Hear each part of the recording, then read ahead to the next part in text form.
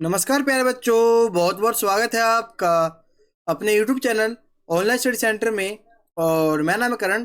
तो प्यारे बच्चों, जैसा कि आपको पता है कि हमने अपना क्लास 12th का जो आपका सब्जेक्ट है हिस्ट्री का, इसका जो चैप्टर है, चैप्टर दूसरा, जिसका नाम है राजा, किसान और नगर। ठीक है, ये चैप्टर हमने शुरू कर दिया था और इस चैप्टर के मैंने आपको दो वीडियो यानी पार्ट 1 और पार्ट 2 प्रोवाइड करवा दिया था। ठीक है, यदि आपने उस वीडियो को नहीं देखा है तो आप देख सकते हो, जो है ना वो वीडियो हमारे चैनल पर अपलोड है, वहाँ पे जाकर आप देख सकते हो। ठीक है, आज का जो वीडियो हमारा पार्ट 3 होने वाला है। ठीक है, इसके बाद एक पार्ट और आएगा पार्ट 4, उसमें आपका चैप्टर कंप्लीट हो जाएगा। तो चलिए शुरू करते हैं आज के इस वीडियो को। देखो, सबसे पहला हमारा टॉपिक आता है आज का दक्षिण भारत। देखो, आपने अभी तक जितना भी पढ़ा वो उत्तर भारत के बारे में पढ़ा, पाकिस्तान साइड के बारे में पढ़ा, अफगानिस्तान साइड के बारे में पढ़ा, मौर्य वंश के बारे में पढ़ा, लेकिन जो दक्षिण भारत था ना, उसमें भी कुछ प्रसिद्ध शासक थे, उनके बारे में आज हम पढ़ेंगे। आप देख सकते हो भारत में, आपने देखो ये अफगानिस्तान साइड का, पाकिस्तान साइड का, आपने इससे पहले पढ़ा था वीडियो में कि मौर्य साम्राज्य जो है एक महत्वपूर्ण साम्राज्य था जिसने जो है पूरा शासन किया। तो आज हम समझेंगे जो है ये नीचे जो आपका क्षेत्र है पूरा दक्षिण भारत जो है, इसमें कौन कौन से प्रमुख शासक आए, क्या क्या हुआ, वो सब समझेंगे। ठीक है, तो हम बात करें दक्षिण भारत में, तो एक तमिलकम क्षेत्र था जो 3 क्षेत्रों से मिलकर बना था, चोल, चेर और पांडे। ये चोल, चेर, पांडे जैसी सरदार सरदारियां अस्तित्व में आई। फिर आपको यहाँ पे शक शासक मिल जाएंगे, सातवाहन वंश मिल जाएगा। ठीक है, तो ये सब दक्षिण के बारे में हम पढ़ेंगे पूरा विस्तार से, आज समझे। ठीक है, देखो सबसे पहला हमारा टॉपिक आता है दक्षिण के राजा तथा सरदार। देखो दक्षिण भारत में क्या हुआ कि कुछ सरदार, सरदार या सरदारियों का उदय होगा। तो दक्षिण के जो राजा थे और सरदार थे उनके बारे में पढ़ते रहो। दक्षिण में आप देख सकते हो यहाँ पे चोल, चेर और पांडे जैसी जो सरदारियां हैं वो धीरे धीरे अस्तित्व में आई। अब सरदार और सरदारी क्या होता है वो आपको आगे बताऊंगा। ठीक है, देखो भारत के दक्षिण में कुछ सरदारियों का उदय हुआ। सरदारी मतलब मैं आपको आगे बताऊंगा। देखो भारत के दक्षिण में जो है कुछ सरदारियों का उदय हुआ। आप मैप में देख सकते हो, आपके एनसीईआरटी का मैप है, चोल, चेर, पांडे जैसी सरदारियों का उदय हुआ।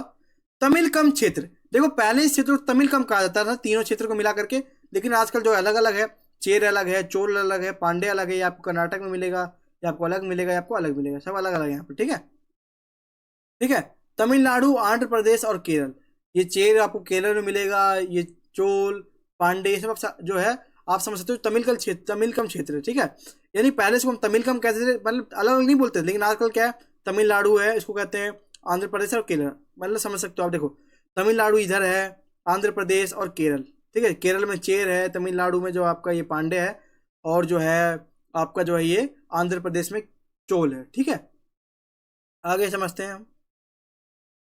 देखिए आगे समझते हैं। तमिलकम क्षेत्र में चोल, चेर और पांडे जैसी सरदारी अस्तित्व में है। मैंने आपको बताया जो ये तमिलकम क्षेत्र है, इन 3 क्षेत्रों से मिलकर बना हुआ है, तमिलनाडु, आंध्र प्रदेश और केरल। ये जो तीनों क्षेत्र है, इस क्षेत्र में जो है चोल, चेर और पांडे जैसी जो सरदारियां है वो अस्तित्व में आई, और यह राज्य काफी समृद्ध थे। ये जो शासक थे चोल, चेर, पांडे, जो इसमें शासक थे, ये पूरे राज्य जो बहुत ज्यादा समृद्ध, बहुत ज्यादा मजबूत राज्य थे। आगे समझते हैं सरदार और सरदारी। जो सरदार और सरदारी क्या है, इसका अर्थ क्या होता है वो समझते हैं। ठीक है, देखो सरदार का मतलब क्या होता है। देखो सरदार एक शक्तिशाली व्यक्ति होता था। देखो जो शक्तिशाली व्यक्ति होता था उसको हम सरदार कहते थे। ठीक है, सरदार का जो पद है वो वंशानुगत भी हो सकता है। मतलब मान लो एक किसी का पिता सरदार तो उसका बेटा सरदार होगा, फिर उसका पोता सरदार होगा, मतलब एक वंशानुगत भी हो सकता है और नहीं भी हो सकता, कोई फिक्स नहीं है। सरदार जो है आपका वंशानुगत भी हो सकता है और वंशानुगत नहीं भी हो सकता है। ठीक है, सरदार के समर्थक उसके परिवार के लोग होते थे। सरदार के समर्थक की बात करें तो जो है ना उसके परिवार के लोग ही जो है सरदार के समर्थक हुआ करते थे। तो सरदार जो है राजा नहीं था, बल्कि एक जो है समृद्ध या शक्तिशाली व्यक्ति, आप कह सकते हो एक शक्तिशाली व्यक्ति था सरदार। ठीक है, सरदार के समर्थक कौन थे, तो उसके परिवार के जो लोग थे वही जो है सरदार के समर्थक हुआ करते थे। अब हम बात करते हैं सरदार के कार्य। सरदार आपने समझ लिया एक शक्तिशाली व्यक्ति था, उसका पद जो है वंशानुगत भी हो सकता है, उसके समर्थक पर उसके परिवार के लोग होते थे। अब जो सरदार है इसके कार्य क्या कहते हैं, उनके कार्यों को समझते हैं। वो पहला कार्य था अनुष्ठान का संचालन करना। अनुष्ठान का मतलब होता है पूजा पाठ। ठीक है, जो भी पूजा पाठ है उसको संचालन करना, युद्ध का नेतृत्व करना, युद्ध जो है उसका देखरेख करना, उसका नेतृत्व करना, लड़ाई झगड़े विवाद को सुलझाना, जो लड़ाई झगड़ा होता है, वाद विवाद होता है, उसको सुलझाना, ये सरदार के कार्य थे। आगे समझते सरदार के बारे में कुछ बातें। देखो सरदार जो है ना वो अपने से अधीन लोगों से भेंट लेता था। सरदार जो है एक राजा नहीं है। देखो राजा क्या होता है कि अपने से अधीन लोगों से क्या लेता है, टैक्स, जिसको हम कर भी कहते हैं, ठीक है, कर लेता है कर। लेकिन ऐसा नहीं था, सरदार जो है ना, ये राजा नहीं था, एक राजा जैसा ही शक्तिशाली व्यक्ति था, ठीक है, शक्तिशाली व्यक्ति था। तो ये जो है अपने से अधीन लोगों से भेंट यानी गिफ्ट लेता था, ठीक है। अब भेंट में क्या है, व्यक्ति कुछ भी ले सकता है, लेकिन कर जो है वो फिक्स होता है, निर्धारित होता है कि हाँ इस जगह से इतना टैक्स आएगा, इस व्यक्ति को इतना टैक्स देना है, मतलब ये फिक्स होता है टैक्स। लेकिन जो ये भेंट है ना, ये कहीं ना कहीं फिक्स नहीं होता है, ठीक है। समझ गया आप कि जो सरदार है वो अपने से अधीन लोगों से भेंट लेता था, ठीक है, अपने समर्थकों में उस भेंट को बांट देता था। जो सरदार को भेंट मिला है उस भेंट को अपने समर्थकों को, जो सरदार के समर्थक थे, उसमें बांट देता था। सरदारी में कोई स्थायी सेना या अधिकारी नहीं होते थे। जो सरदार और सरदारी है उसमें कोई स्थायी सेना या कोई अधिकारी नहीं होते थे, ठीक है। समझ गया, मतलब क्योंकि सरकार है, मतलब राजा है, राजा में स्थायी सेना होती है, राजा में अधिकारी होते, लेकिन जो ये राजा नहीं था, ये एक तरह से राजा जैसे शक्तिशाली व्यक्ति थे सरदार। तो इसमें ना ही कोई स्थायी सेना थी और ना ही कोई अधिकारी होते थे। समझ गया आप सरदार के बारे में। अब आगे समझते हैं कुछ। देखो इन राज्यों के बारे में जो आपने अभी पढ़ा, चोल, चेर और पांडे जैसी जो सरदारी है वो अस्तित्व में तमिल कम क्षेत्र में। तो इन राज्यों के बारे में जानकारी जो है वो है प्राचीन तमिल संगम ग्रंथों से मिलती है। जो राज्य हैं इनके बारे में जानकारी में कहाँ से मिलती है बच्चों, तो आप कहोगे हमें इनकी जानकारी मिलती है प्राचीन तमिल संगम ग्रंथों से मिल जाती है। इन ग्रंथों में सरदारों के बारे में विवरण मिला है। ये जो ग्रंथ है ना, इसमें सरदार के बारे में बताया गया है कि कई सरदार तथा राजा लंबी दूरी के व्यापार से भी राजस्व इकट्ठा करते थे। देखो इससे पहले हमने टैक्स के बारे में कुछ भी नहीं पढ़ा, लेकिन यहाँ पर टैक्स के बारे में थोड़ा बता रहा है। क्या आ रहा है पता है, कि जो सरदार थे वो टैक्स तो लेते थे, लेकिन लोगों से नहीं लेते थे, बल्कि जो है कोई व्यापार से टैक्स लेते थे। जब कोई लंबी दूरी की व्यापार होती थी वहां से टैक्स लेते थे, ठीक है, आम जनता से वो टैक्स नहीं लेते थे। इनमें जो सातवाहन तथा शक राजा प्रमुख थे। सातवाहन जो शक है वो ये प्रमुख राजा थे। शक राजा जो थे वो मध्य एशियाई मूल के थे। शक राजा की बात करते जो है मध्य एशियाई मूल के राजा थे। अब आता है बच्चों हमारा टॉपिक दैविक राजा, ठीक है, बहुत ही इंपॉर्टेंट है। देखो दैविक राजा का मतलब यही है कि जो एक राजा होता है ना, देखो दैविक मतलब देवता से जुड़ा, राजा मतलब राजा, ठीक है।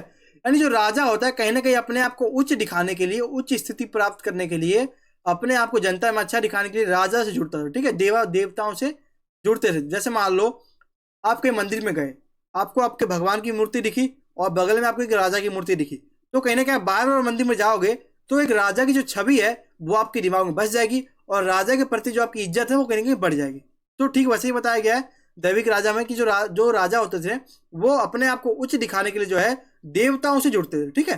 देखो समझते हैं आगे। देखो आपके बुक में एनसीईआरटी का इमेज है, आपको दैविक राजा का चित्र दिख रहा होगा। टूटी जो मूर्ति है इसको दैविक राजा बताया गया, इसमें सर नहीं है, इसको दैविक राजा की मूर्ति बताया गया है। समझते हैं इसको। देखो राजाओं के द्वारा उच्च स्थिति प्राप्त करने का एक माध्यम था देवताओं से जुड़ना।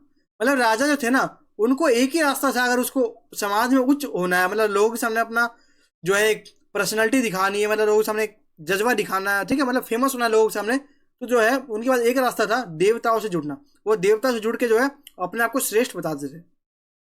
ऐसा ही जो उदाहरण है कुछ मिले हमें कुषाण राजा, जिन्होंने मध्य एशिया से लेकर पश्चिम उत्तर तक भारत में शासन किया। जो कुषाण राजा थे उन्होंने मध्य एशिया से लेकर के जो है पश्चिम उत्तर तक जो है भारत में शासन किया। इन शासकों ने मंदिरों में अपनी विशाल मूर्तियां लगवाई। ये जो शासक थे ना इन्होंने अपने मंदिर में विशाल मूर्तियां लगवाई, शायद वह स्वयं को देव तुल्य दिखाना चाहते थे। जो ये शासक थे जो है ये अपने आप को देव तुल्य देवता के समान दिखाना चाहते थे, ताकि जो जनता है इनका जो है इज्जत करे, ठीक है। आगे समझते हैं। देखो बच्चों कि कुषाण राजा ने अपने नाम के आगे देवपुत्र की उपाधि भी लगाई थी। जो कुषाण राजा थे ना उन्होंने अपने नाम के आगे जो है देवपुत्र की उपाधि भी लगाई थी। जैसे देवपुत्र फिर अपना नाम बोलेंगे, ठीक है, फिर देवपुत्र बोलेंगे, फिर अपना, मतलब अपने आप को देवता का पुत्र कहीं ना कहीं कुषाण राजा बताना चाह रहे थे, ताकि जो है जनता जो है राजा की कहीं ना कहीं इज्जत करे, राजा को मान सम्मान दे, ठीक है। कुषाण काल के सिक्कों में भी एक तरफ राजा और दूसरी तरफ देवता का चित्र मिलता है। अब देख सकते हो आपको एक तरफ जो है देवता का चित्र मिलेगा और एक तरफ जो आपको राजा का चित्र मिल जाएगा, ठीक है। ये सब क्या है, मतलब देवता का चित्र भी और राजा का चित्र भी, ये सब क्या है, तो कहीं ना कहीं जो ये कुषाण काल के राजा थे, जो राजा होते हैं वो अपने आप को उच्च स्थिति का दिखाने के लिए जो है कहीं ना कहीं जो है जनता के सामने अपने आप को अच्छा दिखाने के लिए जो देवताओं से जुड़ते थे। देवताओं को जो है अपने से जुड़ा बताते थे समाज में कि मैं जो देवता का वंश हूँ, देवता का पुत्र हूँ, ताकि जो लोग मेरी इज्जत करें। मतलब लोगों से जो है कहने के इज्जत पाने के लिए जो है वो ऐसा करते थे, ठीक है। उत्तर प्रदेश में मथुरा के पास माठ के एक देव स्थान पर कुषाण राजा की विशाल मूर्ति मिली है। बात करें उत्तर प्रदेश में एक स्थान है मथुरा, मथुरा के पास जो माठ स्थान में एक देव स्थान है, वहां पर जो है कुषाण राजा की एक विशाल मूर्ति मिली है। अफगानिस्तान के एक देवस्थान पर भी जो है कुषाण राजा की ऐसे ही विशाल एक मूर्ति मिली है। आप समझिए मूर्ति क्यों मिल रही है, मतलब मूर्ति मिलने का मतलब ये है कि जो राजा है ना कहीं अपने आप को देवता के समान बताकर समाज में अपने आप को ऊंचा दिखाने की प्रयास करते थे। ठीक है, अब आता है बच्चों हमारा अगला टॉपिक गुप्त साम्राज्य। ठीक है, अब देखो मौर्य साम्राज्य के बाद जो गुप्त साम्राज्य अस्तित्व में आता है, इसके बारे में समझते हैं। देखो मौर्य काल के बाद गुप्त काल को भारत का स्वर्णिम युग कहा जाता है। देखो जो मौर्य काल है उसके बाद गुप्त काल आया, और गुप्त काल को जो है हम भारत का स्वर्णिम युग कहते हैं। देखो स्वर्णिम युग मतलब, देखो स्वर्णिम मतलब सोना, यानी कि इस समय जो सोने की खदानें मिली, सोने का खोज हुआ, तो इसलिए जो है ना इस युग को हम स्वर्णिम युग भी कह देते हैं। ठीक है, गुप्त साम्राज्य की स्थापना श्रीगुप्त द्वारा लगभग 275 ईस्वी में की गई थी। जो श्रीगुप्त थे इनके द्वारा जो है गुप्त साम्राज्य की स्थापना की गई थी। कब? तो 275 ईस्वी में। ठीक है, देखो नाम ही है स्थापना करने वाले का श्रीगुप्त, इसलिए साम्राज्य का नाम रख दिया गुप्त वंश। ठीक है, या गुप्त साम्राज्य। गुप्त काल की राजकीय भाषा संस्कृत थी। गुप्त काल की जो राजकीय भाषा थी उसकी बात करते हम, उसकी राजकीय भाषा संस्कृत थी। ठीक है, संस्कृत भाषा उनकी राजकीय भाषा थी। गुप्त काल में अधिकतर सिक्के सोने से बनाए जाते थे। ठीक है, आपको पता है इसको स्वर्णिम युग कहा जाता है, यानी कि सोने की खोज हो गई थी, और गुप्त काल में जो अधिकतर सिक्के थे वो सोने से ही बनाए जाते थे। आगे बात करें बच्चों हम, तो गुप्त साम्राज्य का इतिहास साहित्यिक स्रोतों, सिक्कों तथा अभिलेखों की सहायता से जानकारी लेकर लिखा गया। अब हम बात करें कि गुप्त साम्राज्य का इतिहास कैसे लिखा गया, तो इसकी इतिहास की बात करें हम तो गुप्त साम्राज्य का इतिहास जो है वो साहित्यिक स्रोतों, सिक्कों और अभिलेखों की सहायता से लिखा गया। गुप्त साम्राज्य में कवियों द्वारा अपने राजा की प्रशंसा, देखो क्या होता था कि जो कवि होते थे, जो राज कवि होते थे, जो राजा के कवि होते थे, वो कहीं ना कहीं जो है राजा की प्रशंसा में एक प्रशस्ति, देखो प्रशस्ति का मतलब ये होता है प्रशंसा करके लिखना। ठीक है, प्रशंसा करके लिखने को हम कहते हैं प्रशस्ति। तो क्या होता है कि गुप्त साम्राज्य में जो कवि होते हैं उनके द्वारा जो अपने राजा होते हैं उनकी प्रशंसा में एक प्रशस्ति लिखते हैं, और वो भी एक ऐतिहासिक स्रोत है। ठीक है, उससे भी जो है हमें राजा के बारे में जानकारी प्राप्त हो जाती है। ठीक है, उदाहरण के लिए प्रयाग प्रशस्ति जो है आपके बुक में दिया हुआ है, इसमें क्या है, देखो प्रयाग प्रशस्ति की रचना समुद्रगुप्त के राजा, देखो समुद्रगुप्त एक राजा थे, उनके राज कवि थे हरिसेन द्वारा लिखा गया था प्रयाग प्रशस्ति। इसमें राजा के बारे में अच्छाई बताई गई। आपको पता है, जाहिर सी बात है, राज कवि है तो राजा की अच्छाई बताएगा, राजा की बुराई नहीं बताएगा, चाहे राजा कितना भी बुरा रहा होगा, लेकिन उनकी अच्छाई बताएगा। ठीक है, मतलब इससे जो है ज्यादा जानकारी नहीं मिलती, क्योंकि देखो ये झूठ भी हो सकता है, क्योंकि मान सकते हो कि जो राज कवि वो राजा के हित में, तो उसके राजा के तारीख में तो बातें लिखेगा, राजा की बुराई तो करेगा नहीं। इसलिए जो है ज्यादा आप इसको कहने के क्या कह सकते हो, आप इसको ज्यादा सच नहीं मान सकते। ठीक है, इसे संस्कृत भाषा में लिखा गया था। ये जो आपका है राज प्रयाग प्रशस्ति, इसकी बात करते हो, इसको इसे जो है संस्कृत भाषा में लिखा गया था। ठीक है, भाषा की बात करते तो कौन सी भाषा थी बच्चों, तो इसे संस्कृत भाषा में लिखा गया था। ठीक है, आगे बात करते हैं हम, अगला टॉपिक आता है हमारी जनता में राजा की छवि। यानी जो जनता है, जो ऑडियंस है, उसमें राजा की छवि कैसी थी, क्या जनता में राजा की छवि थी, क्या जनता जो है वो राजा को अच्छा मानती थी, ये प्रश्न उठते हैं आपके सामने। इसका आंसर क्या होगा आपको समझाता हूँ। देखो जनता राजा के बारे में क्या सोचती थी, इसके प्रमाण नहीं मिलते। देखो जनता जो है ना वो राजा के बारे में क्या सोचती थी, इसके जो साहित्यिक यानी सही 100% जो सौर प्रमाण है वो नहीं मिलते। ठीक है, क्योंकि जो बहुत सारे जो स्रोत है वो नष्ट भी हो गए थे। ठीक है, मतलब ज्यादा इसमें जानकारी नहीं मिल पाती। ऐसे में इतिहासकारों ने जातक तथा पंचतंत्र जैसे ग्रंथों में दी गई कहानियों की समीक्षा की। यानी कि देखो इतिहासकार को तो पता लगाना ही था, तो ऐसे जानकारी नहीं मिलती, तो उन्होंने नया तरीका अपनाया। जो जातक कथाएं थी और जो पंचतंत्र नामक जैसे जो ग्रंथ थे उनसे जो कहानियां ली गई थी, उन सभी कहानियों को पढ़ा, उनका समीक्षा किया, उसको समझा और उससे पता लगाने का प्रयास किया कि जो जनता थी वो राजा की कहीं ना कहीं इज्जत करती थी या नहीं करती थी। वो आपको आगे बताऊंगा। देखो जातक कथाएं पहली सहस्त्र शताब्दी, देखो सहस्त्र शताब्दी का मतलब होता है शुरू के 1000 साल को हम कहते हैं सहस्त्र शताब्दी। दशक यानी 10 साल, शतक यानी 100 साल और सहस्त्र शताब्दी यानी 1000 साल। देखो पहली सहस्त्र शताब्दी यानी पहला ईसा के 1000 बाद, यानी शुरू के 1000 साल में जो है मध्य भाषा में, देखो जातक कथा जो थी ना वो पहली सहस्त्र शताब्दी में मध्य भाषा में जो है मध्य पाली भाषा में लिखी गई थी। ठीक है, ईस्वी के मध्य यानी बीच में मान सकते हो 500-600 ईस्वी के में जो है पाली भाषा में लिखी गई थी। क्या? तो जातक कथा है। ठीक है, अब एक कथा आपके उदाहरण के बुक में दिया हुआ है, उसको समझते हैं थोड़ा सा, उसमें आपको पता चल जाएगा कि राजा की छवि जो है वो कैसी थी समाज के अंदर। तो आपका उदाहरण है गणतिंदु जातक नामक कहानी। इस कहानी में जो है ना राजा की छवि जो है कहीं ना कहीं सही नहीं थी, छवि जो है बहुत ज़्यादा खराब थी। क्योंकि जो है राजा बहुत ज्यादा क्रूर हुआ करता था। आप आगे समझते हैं, देखो इसमें बताया गया है कि एक कुटिल राजा से उसकी प्रजा किस प्रकार दुखी रहती थी। इसमें यह बताया गया कि जो कुटिल राजा, कुटिल मतलब होता है जो मतलब खराब राजा हो, क्रूर राजा हो, अच्छा राजा ना हो, उसको हम कुटिल राजा कहते हैं। ठीक है, जो कुटिल राजा था उससे जो उसकी प्रजा हमेशा दुखी रहती थी, मतलब बहुत ज्यादा दुखी रहती थी। ठीक है, यानी कुटिल राजा जो है उससे जो उसकी प्रजा किस किस प्रकार दुखी रहती थी वो समझते हैं। देखो बूढ़े महिला पुरुष भी जो है उनसे दुखी थे, किसान भी उससे दुखी थे, पशुपालक भी उनसे दुखी थे, और ग्रामीण बालक भी जो है उनसे दुखी थे। ठीक है, यहां तक कि जो जानवर है ना ये भी जो है इनसे दुखी थे। अब हम बात करें, जब देखो आपने देखा कि जो राजा की छवि बहुत ज्यादा खराब थी। अब हम समझते हैं कि जब राजा जो है ना क्या करता है, राजा जो है अपनी एक कहीं की पहचान के लिए एक तरीका निकालता है। वो जो है जनता के बीच में जाता है भेष बदल करके, कि वो देखता है कि जनता उसके बारे में क्या सोचती है। देखो जब राजा अपनी पहचान बदलकर प्रजा के बीच में पता लगाने गया कि लोग उसके बारे में क्या सोचते हैं। ठीक है, जब राजा सोचा कि मैं क्या क्यों ना जनता के बीच में जाऊं और ये पता लगाने का प्रयास करता हूं कि जो है ना जनता उनके बारे में क्या सोचती है, तो सब ने जो है राजा की बुराई करनी शुरू कर दी। जो सब लोग थे उन्होंने राजा की बुराई करनी शुरू कर दिया। जाहिर सी बात देख सकते हो आप, राजा बहुत ज्यादा क्रूर था, अच्छा व्यवहार नहीं करता था। ठीक है, सबको दुखी करके रखा था राजा ने। ठीक है, लोगों ने शिकायत की कि रात में डकैत लोगों पर हमला करते हैं। लोगों ने बताया कि यहाँ पे कोई सुरक्षा नहीं है, रात में डकैत आते हैं, हम पे हमला करते हैं। तथा दिन में राजा के जो अधिकारी वो टैक्स इकट्ठा करने के लिए आते हैं, और दिन में जो राजा के अधिकारी होते हैं वो टैक्स इकट्ठा करने के लिए आते हैं, हमें परेशान करते हैं। तो लोग कहने कहीं परेशान थे राजा से, यानी राजा की छवि जो है वो समाज में अच्छी नहीं थी। ठीक है, इसलिए लोग जो है वो गांव छोड़कर जंगल में बस गए। इसलिए जो लोग थे ना वो गांव को छोड़कर जंगल में बस गए। इतने ज्यादा लोग परेशान हो गए थे कि वो गांव को छोड़ दिए और जंगल में जाके बस गए। ठीक है, समझ गए आप।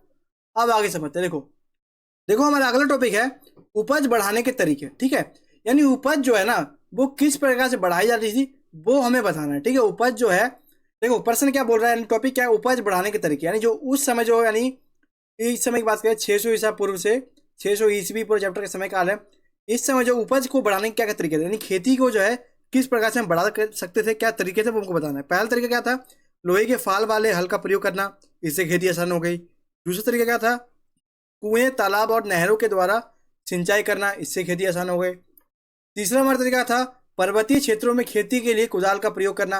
अब जो पर्वतीय क्षेत्र होते हैं उनका जो उनको काटने के लिए मतलब उनको समतल बनाने के लिए जो है कुदाल का प्रयोग किया जाता था, जिससे जो है खेती आसान हो गई, और खेती में जो खेती आसान होगी तो उपज बढ़ेगा, और उपज बढ़ेगा तो मुनाफा भी होगा। ठीक है, चौथा तरीका था हमारा गंगा की घाटी में धान की रोपाई के कारण उपज बढ़ गई। देखो गंगा की घाटी में आपको पता है पानी की आजादी है, गंगा नदी है, तो वहां पर जो धान की रोपाई जब हुई तो उसके कारण जो उपज में बढ़ोतरी देखने को मिली। ठीक है, अब देखो अगला टॉपिक आता है आपका ग्रामीण समाज में विभिन्नताएं। जो अब ग्रामीण समाज था ना उसमें क्या क्या विभिन्नताएं थी, क्या क्या मतलब विभिन्नता थी वो समझते हैं। ठीक है, आपको पता है वो समाज चाहे अभी का हो चाहे 10,000 साल पहले का हो, विभिन्नताएं जो है हर समाज में होती है।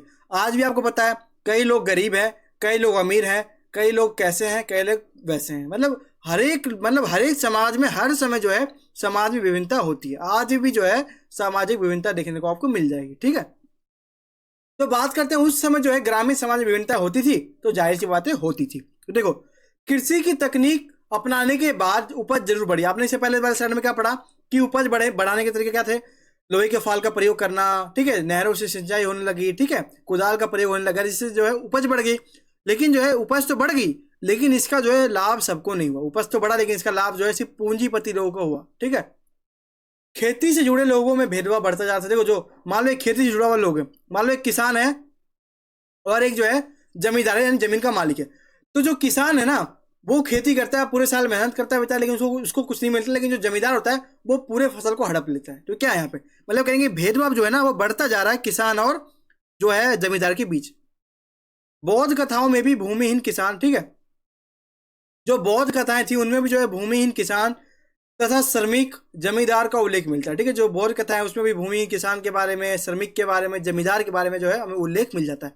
तो ये सब क्या बताते हैं कि समाज में विभिन्नताएं थी, समाज में अंतर था, समाज समान नहीं था। कई लोग जो है जो किसान थे उनके साथ अच्छा व्यवहार नहीं होता था, जमींदार जो है पूरे जब फसल को हड़प लेते थे। ठीक है, समझ गया आप, मतलब समाज में विभिन्नता उस समय भी थी और आज भी समाज के अंदर विभिन्नता है।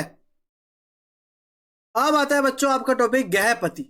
बहुत ही इंपॉर्टेंट शब्द है, आपके एग्जाम में जो 2 नंबर में या 3 नंबर में आ जाता है आपसे एग्जाम में हर बार। देखो गृहपति का अर्थ क्या होता है, देखो पाली भाषा में गृहपति शब्द का प्रयोग छोटे किसान, देखो पाली भाषा की बात करें, गृहपति जो शब्द है ना, इसका प्रयोग बहुत लोगों के लिए किया जाता है। देखो पाली भाषा में जो गृहपति शब्द है इसका प्रयोग जो है छोटे किसान जमींदारों के लिए किया जाता था। पाली भाषा की बात करें तो गृहपति शब्द का प्रयोग जो है छोटे किसान और जमींदारों के लिए किया जाता था। और बड़े बड़े जमींदार और गांव के प्रधान शक्तिशाली थे, जो बड़े बड़े जमींदार थे और जो गांव के प्रधान थे वो शक्तिशाली थे, जो कि किसान पर अपना नियंत्रण रखते थे। जो बड़े बड़े आपके जमींदार थे और जो गांव के प्रधान थे वो शक्तिशाली थे, लेकिन जो है वो किसान पर अपना नियंत्रण भी रखते थे। जाहिर सी बात है, गांव के जो प्रधान होंगे वो शक्तिशाली होंगे, जो बड़े जमींदार है वो भी शक्तिशाली होंगे, और जो है वो जो है कहने के किसान के ऊपर अपना नियंत्रण यानी कंट्रोल किसान के ऊपर अपना रखते थे। ठीक है, गांव के प्रधान का पद जो है वो वंशानुगत भी होता था। मतलब गांव के जो प्रधान है ना उनका पद जो वंशानुगत होता था। मतलब मान लो एक बेटा है, फिर उसका बेटा बनेगा राजा, फिर उसका बनेगा, मतलब एक वंशानुगत पद था। ठीक है, आप समझे गृहपति शब्द का प्रयोग छोटे किसान के लिए जमींदार के लिए किया जाता था। अब इसका प्रयोग अनेक चीजों के लिए किया जाता है। देखो और आगे समझते हैं। देखो गृहपति, देखो गृहपति का प्रयोग जो है किसान, गृहपति शब्द का प्रयोग जो हम किसान के लिए भी करते थे, जमींदार के लिए भी करते थे, और संभ्रांत व्यक्ति, संभ्रांत मतलब समृद्ध व्यक्ति के लिए भी इसका प्रयोग करते थे और व्यापारी के लिए भी करते थे। ठीक है, आपके एनसीईआरटी बुक में देखो दे रखा है, इसको समझते हैं एक बार। देखो गृहपति घर का मुखिया होता था। ठीक है, घर का मुखिया के लिए भी हम गृहपति शब्द का प्रयोग करते थे। घर में रहने वाली महिलाओं, बच्चों, नौकरों और दासों पर नियंत्रण करता था। आप जाहिर सी बात है, जो घर का मुखिया होगा उसका जो नियंत्रण है वो घर की महिलाओं, नौकरों और दासों पर हो जाएगा। घर से जुड़े भूमि, जानवर या अन्य सभी वस्तुओं का वह मालिक होता था। घर से जुड़े हुए जो भी भूमि है, जानवर है, जो भी अन्य वस्तु है, उन सभी का मालिक होता था कौन? तो गृहपति, यानी घर का मुखिया। कभी कभी इस शब्द का प्रयोग जो है नगरों में रहने वाले संभ्रांत व्यक्ति, संभ्रांत यानी जो है शक्तिशाली व्यक्ति, और जो है व्यापारियों के लिए भी होता था। जो नगर में शक्तिशाली व्यक्ति रहते थे, जो व्यापारी थे, उनके लिए भी जो है इनका प्रयोग होता था। तो समझे आप मेन सब क्या समझे आप कि गृहपति शब्द का प्रयोग जो है किसान के लिए, जमींदार के लिए और संभ्रांत व्यक्ति और व्यापारी के लिए होता था। ठीक है, समझ गए आप? ठीक है, तो ये था हमारा आज का वीडियो। तो वीडियो पसंद आया तो वीडियो को एक लाइक जरूर करें और ज़्यादा से ज़्यादा दोस्तों के साथ शेयर करें। चैनल पर नए हैं चैनल को सब्सक्राइब करें, बेल आइकन पर क्लिक करें और कमेंट में अपना फीडबैक जरूर बताएं कि आपको वीडियो कैसा लगा। तो फिर मिलते हैं अपने अगले वीडियो में, तब तक के लिए सभी को थैंक्स फॉर वॉचिंग। जय हिंद, जय भारत।